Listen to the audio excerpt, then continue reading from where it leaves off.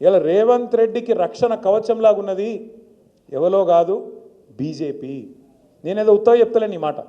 లేకపోతే మేడిగడ్డల పర్రె పట్టింది అని రేవంత్ రెడ్డి అనగానే తెల్లారి వరకు వాడొచ్చి వాలిపోలే గద్ద లెక్క బీజేపీడు. ఎన్డీఎస్ఏ అని వస్తుంది, నేషనల్ డ్యామ్ సేఫ్టీ అథారిటీ. వస్తాడు, వచ్చేది ఇట్లా చూసినట్టు చూసి తెల్లారి వరకే బీజేపీ ఆఫీస్లో ఒక రిపోర్ట్ తయారు చేసి ఇక్కడ ప్రజల మీద వేసి ఎలక్షన్లలో గోల్మాల్ చేసింది.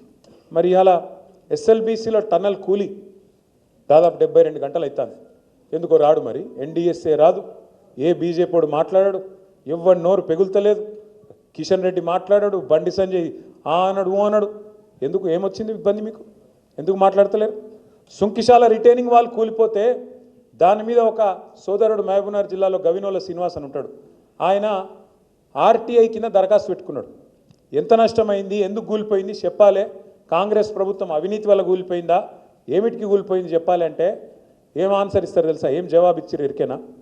ఇది దేశ భద్రతకు సంబంధించిన అంశం, మీకు చెప్పమాట. ఏది రిటైనింగ్ వాళ్ళు సుంకిశాలలో కూలిపోతే అది దేశ భద్రతకు. అదేమన్నా చైనా సరిహద్దులు ఉందా, పాకిస్తాన్ సరిహద్దులు ఉందా? గీడ ఆంధ్ర తెలంగాణ బార్డర్ కార్డు ఉంటే, అది కూడా మన తెలంగాణలో ఉంటే, అందులో రిటైనింగ్ వాళ్ళు మీ అవినీతి వల్ల కూలిపోతే, మీ కమిషన్ల వల్ల కూలిపోతే దాని మీద బీజేపీడు మాట్లాడాడు. ఒక తమ్ముడు శ్రీనివాస్ అడిగితే దేశ భద్రతతో ముడిపడిన వ్యవహారం కాబట్టి సమాధానం చెప్ప అంటున్నది రేవంత్ రెడ్డి ప్రభుత్వం. అదే ఈరోజు ఎస్ఎల్బీసీలో టన్నల్లో కూలిపోతే బీజేపీడు మాట్లాడాడు. ఈ రెండే కాదు నేను చెప్పేది, ఒక్కసారి జాగ్రత్తగా వినండి. ప్రధానమంత్రి నరేంద్ర మోడీ గారు వస్తారు తెలంగాణ పార్లమెంట్ ఎన్నికల ప్రచారంలో.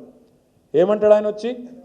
ఈ రాష్ట్రంలో కాంగ్రెస్ పార్టీ అత్యంత అవినీతి ప్రభుత్వాన్ని నడుపుతూ ఉన్నది. ఇక్కడ ఆర్ఆర్ ట్యాక్స్ వసూలు చేస్తున్నారు, RR tax, Rahul Revanth tax వసూలు చేస్తున్నారు.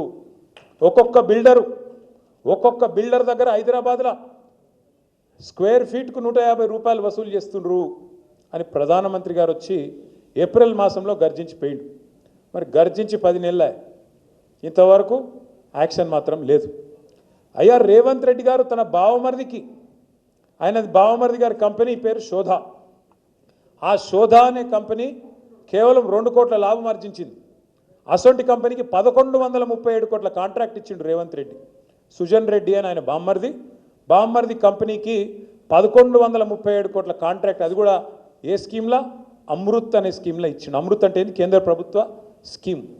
నేను ఢిల్లీ దాకా పోయినా, ఇక చూడండి సార్, ఈయన వాళ్ళ బామ్మర్ది, ఆయన కంపెనీకి ఎలాంటి అర్హతలు లేవు, 2 కోట్లు వాళ్ళ కంపెనీ లాభము. మరి 2 కోట్ల లాభం సంపాదించే కంపెనీ 1137 కోట్ల పనిచేస్తుందంటే ఊళ్ళో చిన్నపిల్లగాడు కూడా నమ్మడు. గా కంపెనీకి ఇస్తే మీరు విచారణ చేయరా సార్ అని చెప్పి ఆ సంబంధిత మంత్రి గారికి, మున్సిపల్ మంత్రి గారికి ఢిల్లీలో ఆయనకు దరఖాస్తుతో పాటు మొత్తం ఆధారాలు ఇచ్చొచ్చి 6 నెలలు ఆయన ఉల్కడు పల్కడు. అట్లే ఇక్కడ పొంగులేటి శ్రీనివాసరెడ్డి గారి ఇంటి మీద ఈడీ రైడ్ అవుతుంది. ఈడీ రైడ్ అయ్యి ఇప్పటికి దగ్గర 160 రోజులైంది.